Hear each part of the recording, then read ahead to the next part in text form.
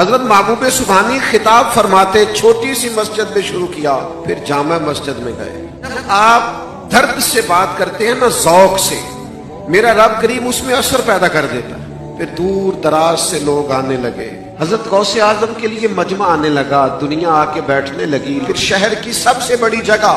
پھر ایک دن ایسا بھی آیا کہ حضرت محبوب سبحانی تربیت کر رہے تھے لوگوں کی، اور بغداد میں بارش آ گئی، آنکھوں سے 2 قطرے آنسوؤں کے گرے، عرض کرنے لگے مالک یہ لوگ میں نے اپنی واہ واہ کے لیے جمع نہیں کیے، تو چونکہ دلوں کے بھید جانتا ہے، اگر اپنی واہ واہ کے لیے جمع کیے ہیں تو جم کے بارش برسا بھگا دے، اور اگر تیرے لیے جمع کیے، اگر میں نے تیرا بنانا چاہتا، تیرے محبوب کا غلام بنانا چاہتا، تو پھر بھی تو بے نیاز ہے، جو تیری حکمت کا تقاضا ہے وہ کر۔ بات جو دل سے نکلتی ہے اثر رکھتی ہے۔ بغداد کے لوگ کہتے ہیں سارے شہر میں بارش ہوتی تھی، پر جہاں غوث اعظم کا خطاب ہوتا تھا وہاں بارش نہیں ہوتی۔